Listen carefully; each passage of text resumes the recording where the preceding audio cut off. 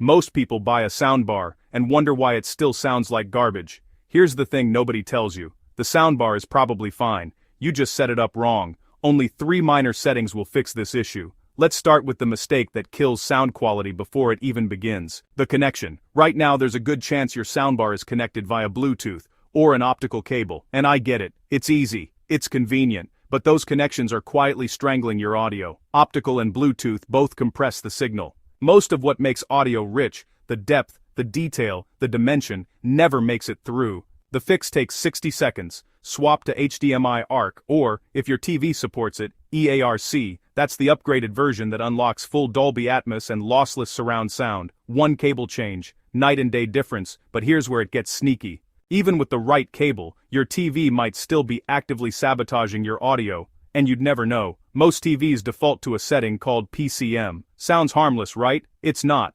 PCM strips your audio down to basic stereo, left speaker, right speaker. That's it. So, you bought a surround sound system and you're hearing 2 channels. Fix it now. Go into your TV's audio or sound settings and find the digital output option.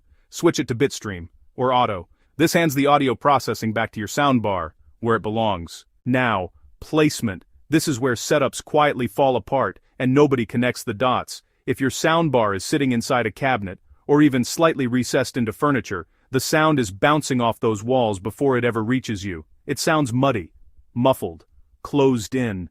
Not because the soundbar is bad, but because you've essentially boxed it inside an acoustic trap. Pull it into open air. Set it centered, directly beneath your TV, with 0 obstructions in front of it. And if your soundbar has upward firing speakers for overhead effects, give them room to breathe.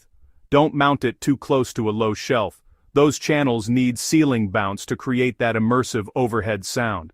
2 quick wins before we wrap up. First, don't push your soundbar all the way to the back of your TV stand. Slide it forward, right to the edge. It opens up the soundstage immediately. Second, your subwoofer. A lot of people just toss it in the corner of the room and call it a day. That makes bass louder, but also bloated and uneven.